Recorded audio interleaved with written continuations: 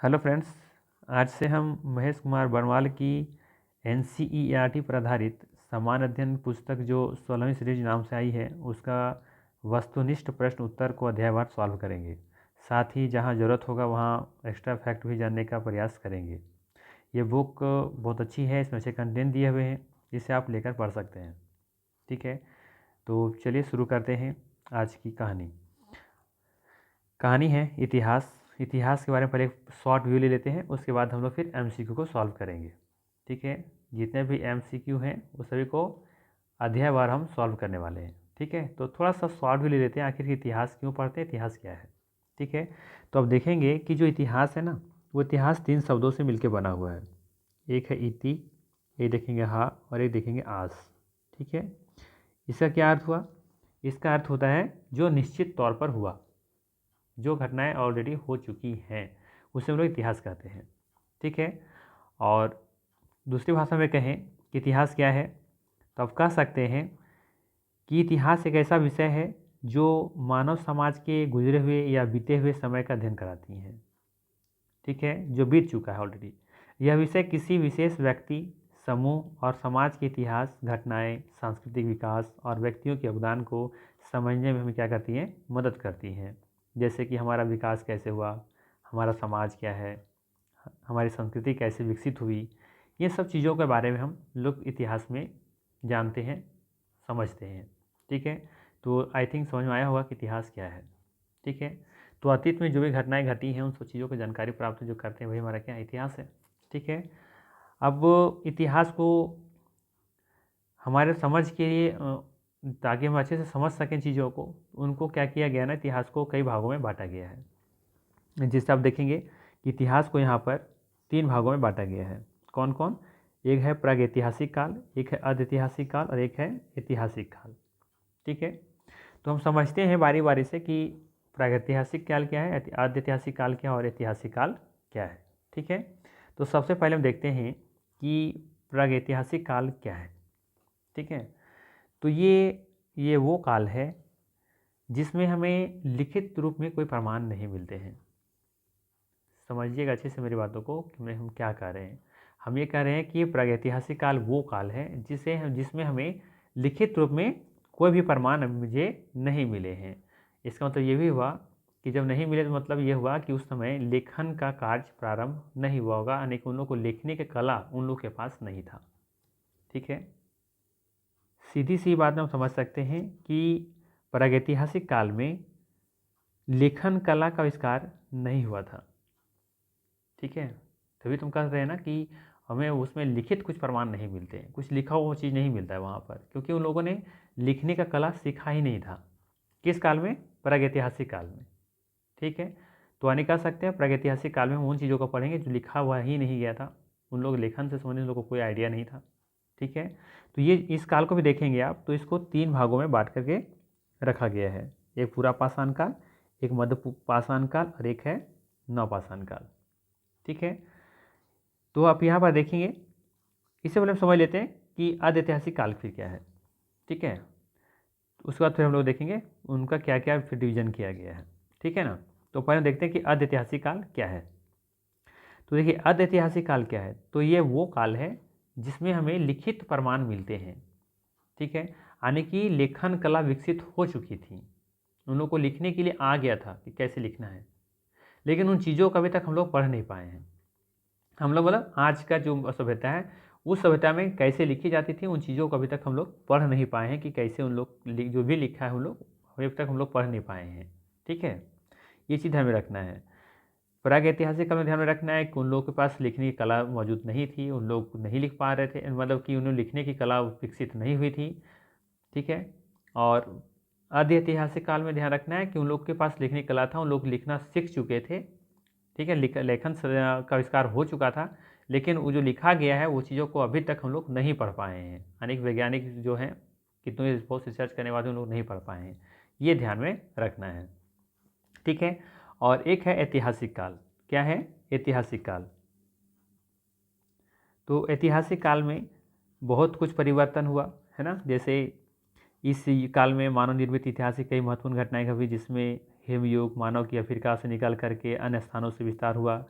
आग पर स्वामित्व पाए, है ना, आग पर काबू पाना, मानव का शारीरिक और बौद्धिक विकास इसी काल में हुआ, कृषि का आविष्कार इसी में हुआ, कुत्तों और अन्य जानवरों का पालतू बनाना, इन सब चीज़ का ऐतिहासिक काल में ही देखेंगे कि विकास हुआ है। ठीक है, तो ऐतिहासिक काल समझ में आया। आद्य ऐतिहासिक काल समझ में आया। वहाँ पर आद्य ऐतिहासिक काल में मैंने क्या कहा कि वहाँ पर लिखित क्या मिले हैं, साक्ष्य मिले हैं, है ना। लेखन का जो कला था वहाँ पर विकसित हो चुका था, आविष्कार हो चुका था, लेकिन उन्हें हम लोग पढ़ नहीं पाए हैं। ठीक है ना, इसको ध्यान में रखना है। ठीक है, तो ये चीज़ भी कह सकते हैं कुछ काल में पुरातात्विक साक्ष्य तो मिला है, लेकिन हम उसको साक्ष्य रूप में मिला तो है, लेकिन उसे हम लोग लिखित साक्ष्य को हम लोग पढ़ नहीं पाए हैं, है ना। लिखित साक्ष्य मिला हुआ है अभी वहाँ से आद्य ऐतिहासिक काल से, लेकिन हम लोग उसको अभी तक पढ़ नहीं पाए हैं।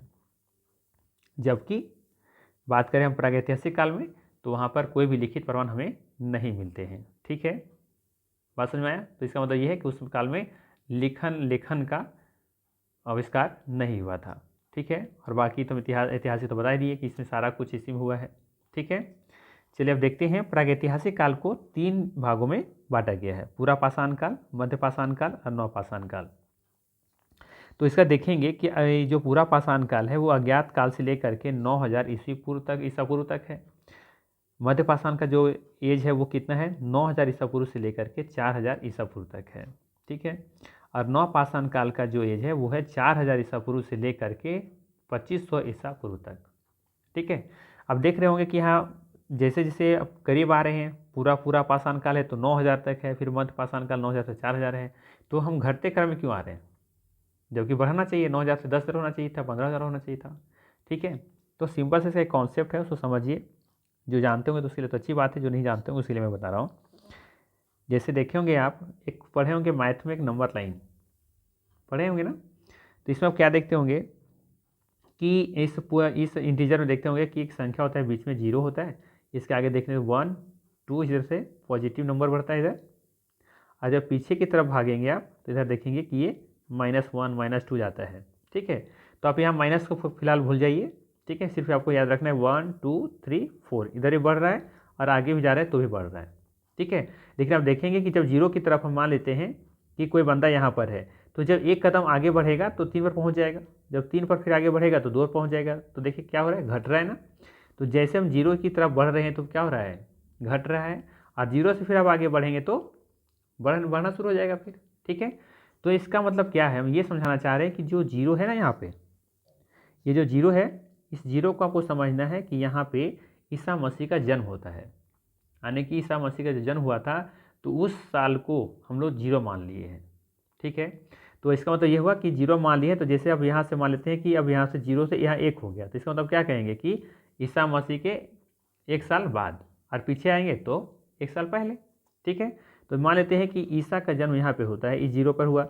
अब यहाँ से मान लेते हैं कि ईसा के जन्म से 80 साल पहले किसी का जन्म होता है, तो क्या लिखेंगे आप, क्या बोलेंगे उसको कि ईसा के जन्म से 80 साल पहले जन्म हुआ उनका, तो ऐसे को लिखेंगे 80 ईसा पूर्व, 80 ईस्वी ईसा पूर्व, यानी कि ईसा के जन्म के 80 साल पहले।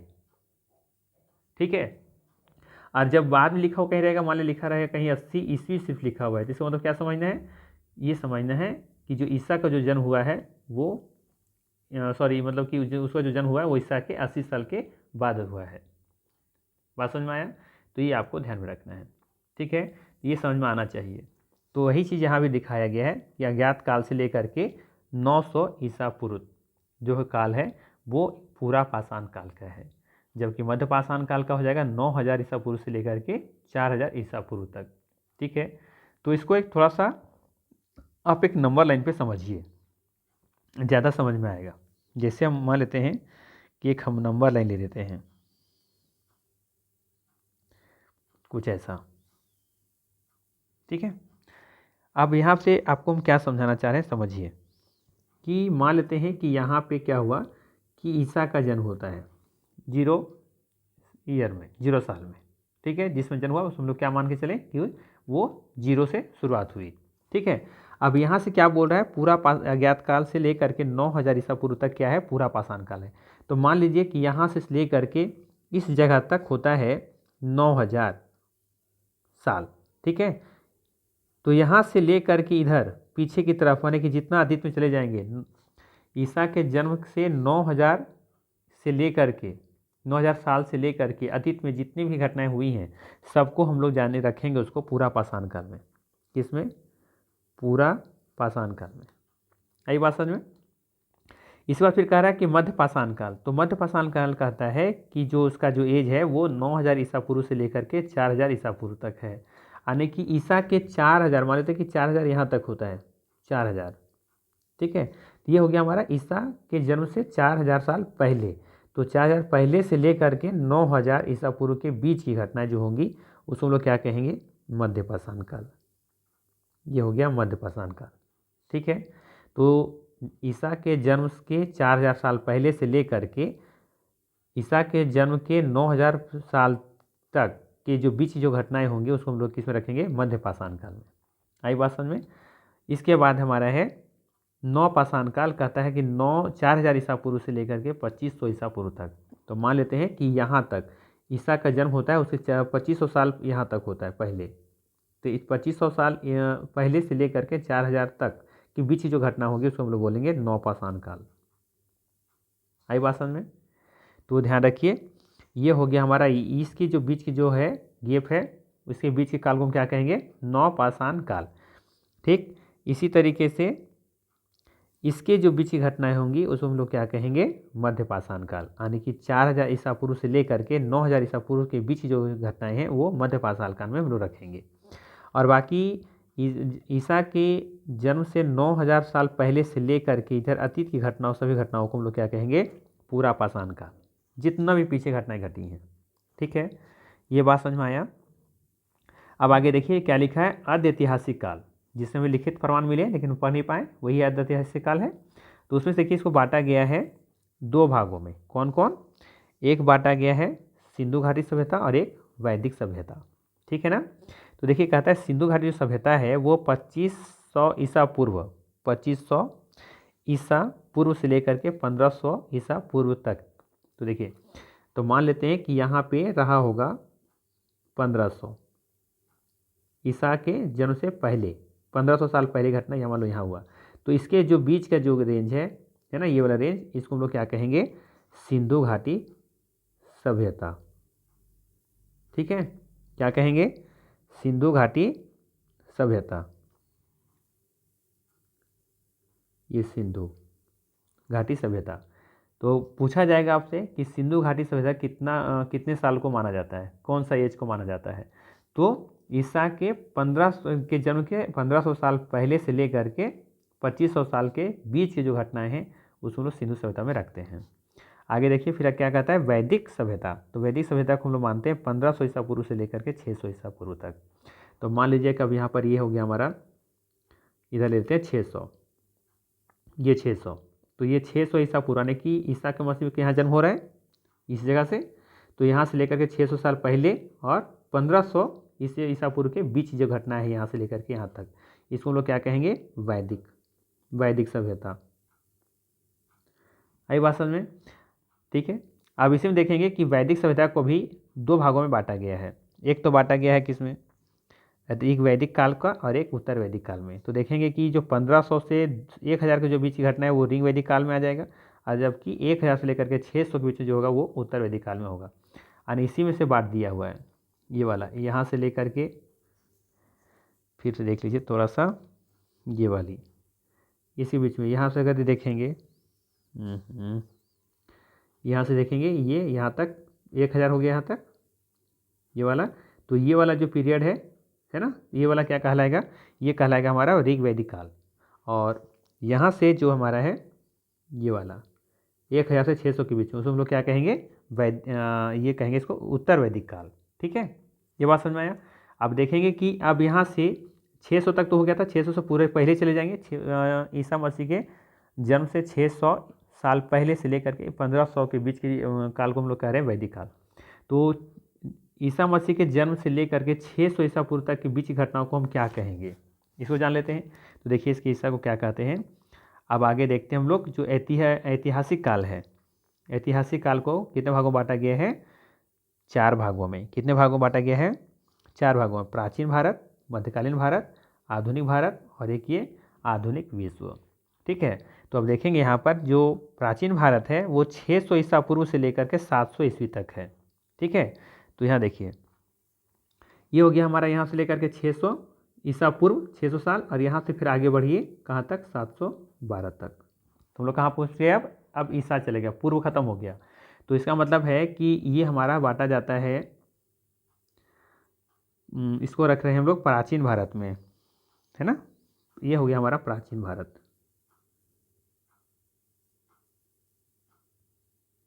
प्राचीन भारत थोड़ा सा ये प्राचीन हो गया आपका। ठीक है ना, तो प्राचीन भारत में देख सकते हैं आप कि कितना रखा जा रहा है। इधर हो गया यहाँ से आपका एक, तो इधर हो गया 600 साल, कहाँ तक, जीरो के बीच में 600 साल, और फिर 600 जीरो से लेकर के आगे जाएंगे आप तो 712 साल इधर। तो कह सकते हैं कि प्राचीन काल एक्चुअली में 600 और 700 1312 साल का रहा है, 1312 साल। आई बात समझ में। तो कोई पूछे आपसे कि प्राचीन काल कितना साल का है, तो 1312 साल का है। ठीक है ना, क्योंकि ईसा पूर्व से 600 साल और ईसा के यानी कि जन्म के बाद का 712 साल, तो टोटल कितना हो गया, 1312 साल हुआ ना। अब आगे देखिए, अब आगे क्या लिखा है। अब यहाँ से तो कोई दिक्कत नहीं होगा आपको, यहाँ सब देख सकते हैं कि इनका फिर 712 से लेकर 707 ईस्वी तक क्या हो जाएगा, मध्यकालीन भारत, और 707 ईस्वी से लेकर के 1964 तक हो जाएगा आपका आधुनिक भारत। ठीक है, और आधुनिक विश्व में जो है वो 14वीं शताब्दी से लेकर के 1950 ईस्वी तक को रखा गया है। मतलब 1300 से लेकर के 1950 तक के बीच की सारी घटनाओं को हम लोग आधुनिक विश्व में देखेंगे। ठीक है ना, इसके बाद भी देखेंगे फिर प्राचीन भारत को भी कितना भागों में बांटा गया है। तो यहाँ से देख सकते हैं आप, महाजनपद काल है, मगध साम्राज्य है, मौर्य साम्राज्य है, मौर्योत्तर काल है, गुप्त साम्राज्य है और हर्षवर्धन काल है। उसी तरीके से देखेंगे मध्यकालीन भारत को भी बांटा गया है दो भागों में, एक तो पूर्व मध्यकालीन और एक उत्तर मध्यकालीन। अब इसी में देखेंगे पूर्व मध्यकालीन में सब इस तरह से करके बांटा हुआ है। अब इसको आप देख लीजिएगा। ठीक है, मेन जो समझाना था वो हमने समझा दिया है। ठीक है, कि ये ईसा पूर्व क्या होता है और ईसा ईस्वी क्या होता है। ठीक है ना, तो इस मतलब समझ आइएगा कि जहाँ अगर ईस्वी लिखा हुआ है, ठीक है, क्या लिखा हुआ है, ईस्वी लिखा हुआ है, तो समझना है कि वो ईसा के जन्म के बाद की बात हो रही है, और ईसा पूर्व लिखा हुआ है मतलब कि समझना है कि वो ईसा के जन्म से पहले की बात हो रही है।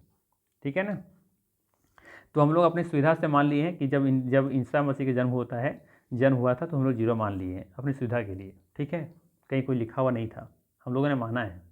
ठीक है, चलिए, तो ये थे कुछ बेसिक इंट्रोडक्शंस जो समझ में आया होगा।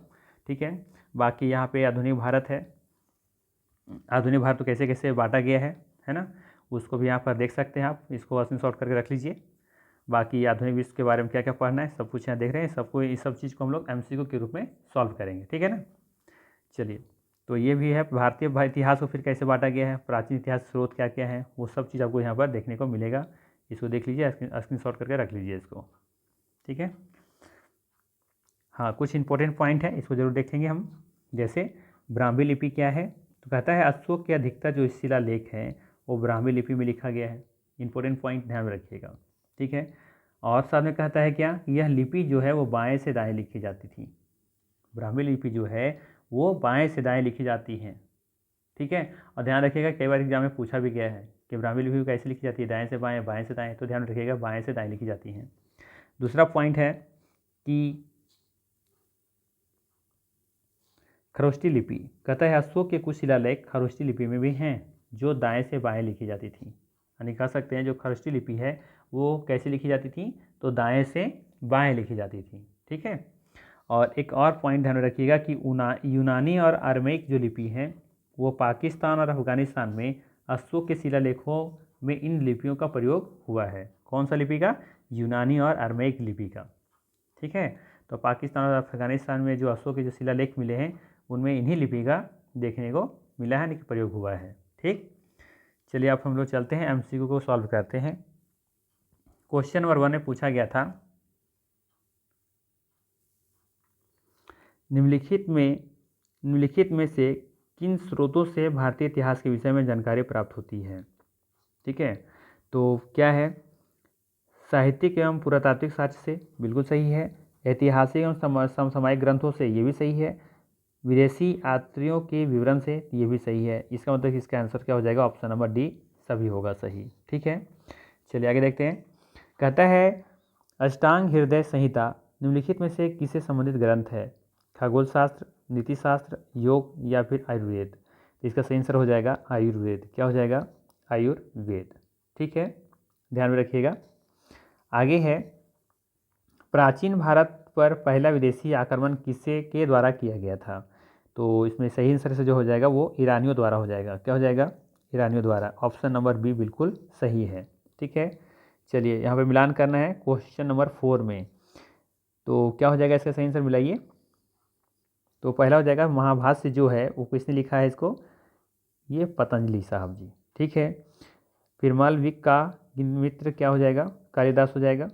ठीक है, इसके बाद है मृच्छकटिकम कौन लिखे हैं ये, तो ये लिखे हैं शूद्रक, बिल्कुल सही है। और नीति शास्त्र क्या हो जाएगा, कामोदक हो जाएगा, तो ये भी सही है। तो देख लीजिए, मिला लीजिए कहाँ पे यह दिख रहा है, ए का टू इसमें तो नहीं दिख रहा है। बी का वन सिर्फ दिख रहा है ऑप्शन नंबर सी में, तो हो जाएगा 4 का सी। ठीक, चलिए आगे देखते हैं। 16 महाजन पदों की जानकारी किस बौद्ध ग्रंथ से प्राप्त होती है? किस बौद्ध ग्रंथ से प्राप्त होती है 16 महाजन पदों की जानकारी? ठीक है, तो ये मिलती है हमें अंगुत्तर निकाय से। ठीक है, ध्यान में रखिएगा, ऑप्शन नंबर ए बिल्कुल सही है।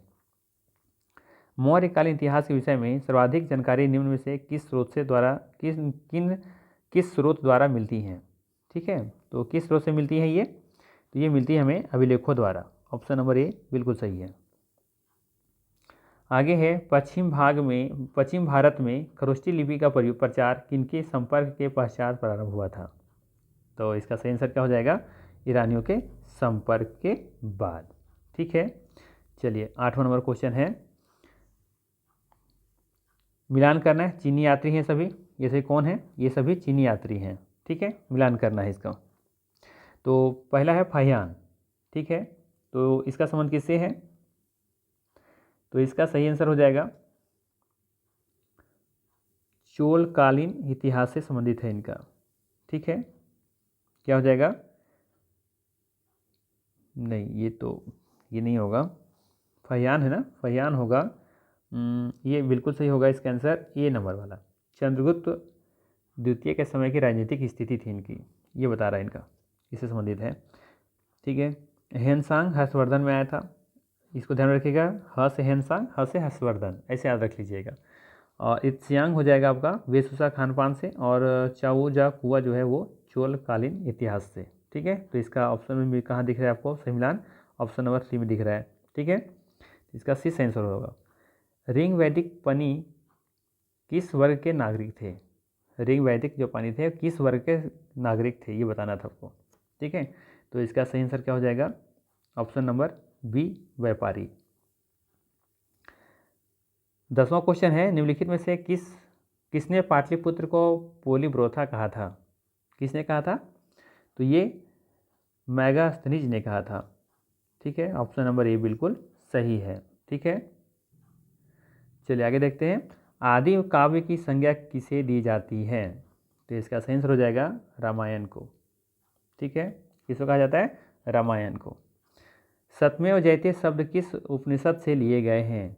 तो सभी को पता है ये चीज़, किस लिए गए हैं, मुंडकोपनिषद से। मुंडकोपनिषद से लिया गया है सत्यमेव जयते। चलिए आगे देखते हैं। क्वेश्चन नंबर 13 है, मिलान करना है, इसको मिलान करना है। तो सबसे पहले देखते हैं बुद्ध चरित्र के बारे में। तो इसका सही आंसर क्या हो जाएगा, बुद्ध चरित्र का मिला लीजिए आप अश्वघोष के साथ। कहाँ है, ये है अश्वघोष। ठीक है, इसके बाद है हर्ष चरित्र, तो इसका संबंध है बाणभट्ट से। ठीक है, और विक्रमादित्य देव व चरित्र किससे संबंधित हो जाएगा, विल्हन से। बाकी जो बच गया मिला दीजिए। तो इसका कहाँ देख रहे हैं आप, कहाँ मिलान दिख रहा है, 1 का 3 देखिए किस में है, 1 का 3 तो इसमें नहीं है। बी का वन ऑप्शन नंबर फिर बी दिख रहा है, यानी कि ऑप्शन नंबर 20 का सही हो जाएगा, 13 का बी। ठीक है, चलिए आगे देखते हैं। 14 नंबर में कहता है निम्नलिखित में से किस पुस्तक के माध्यम से प्राचीन समय में लाल सागर, फारसी खाड़ी तथा हिंद महासागर में होने वाले रोमन व्यापार का वृत्तांत प्रस्तुत किया गया है। तो इसका सही आंसर क्या हो जाएगा?